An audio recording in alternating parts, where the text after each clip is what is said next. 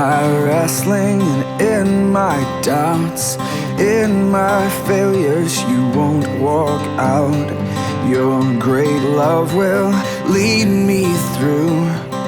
You are the peace in my troubled sea. Whoa, you are the peace in my troubled sea. Good morning, St. John's. It's Monday, the 28th of June, which means it's time for our collective worship with me, Mr. Ball. Today, we're going to be learning about the word courage. Courage. And how we can be courageous in our school today. Before I do that, we're going to read our Bible story today, which is in the book of Acts.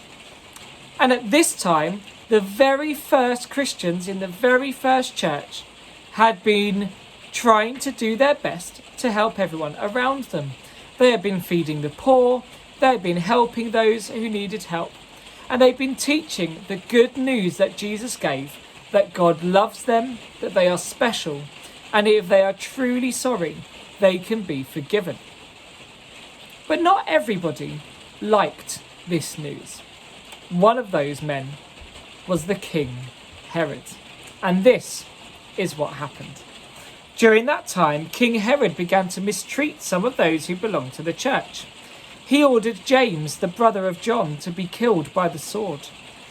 Herod saw that some of the people liked this, so he decided to arrest Peter too. After Herod arrested Peter, he put him in jail and handed him over to be guarded by 16 soldiers. Peter was kept in jail, but the church prayed earnestly to God for him. The night before Herod was to bring him to trial, Peter was sleeping between two soldiers, bound with chains. Other soldiers were guarding the door of the jail. Suddenly, an angel of the Lord stood there, and a light shone in the cell. The angel struck Peter on the side and woke him up. "Hurry, get up," the angel said, and the chains fell off of Peter's hands.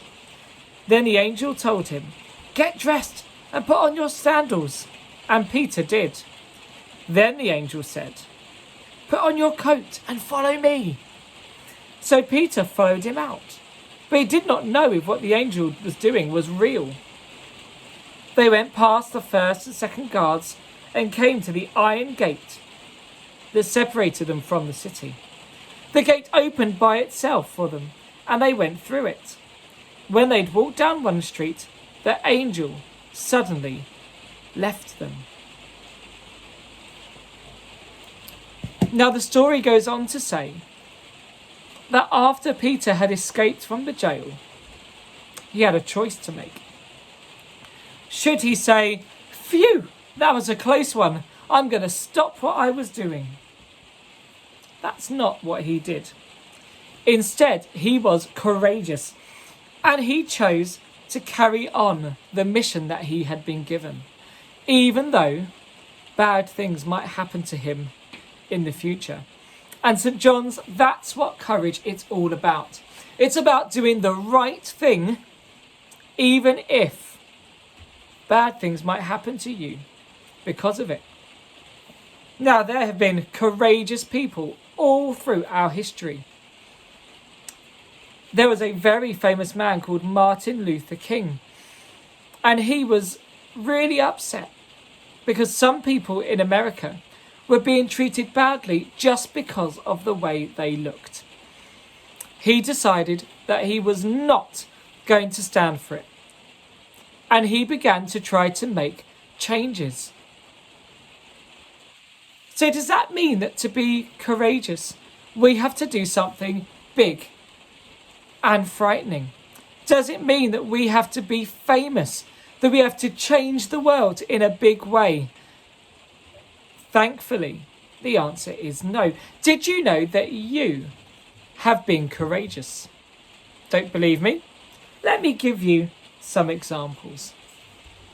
There was a time when it was your first day of school, and you had to leave your adult behind, whether that was mum, dad, nan, granddad, or carer. You had to leave them behind and walk into the school. That was a really courageous choice, and all of you have made it.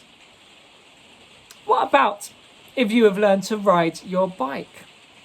You know that if you learn to ride your bike, it will be fun, exciting, but when you get on it for the first time and it's wobbling all over the place, I wonder if you felt nervous or scared or worried.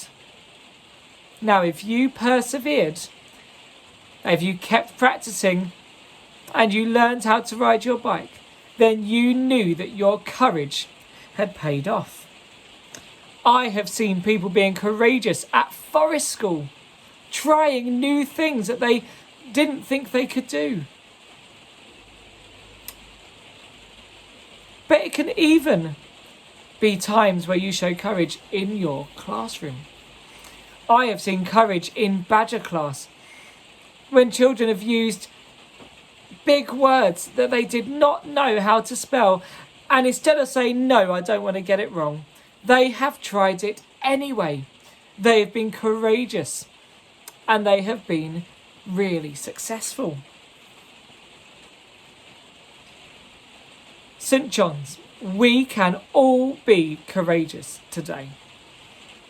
Because courage is when you take a risk to do what you think is right, no matter what might happen to you.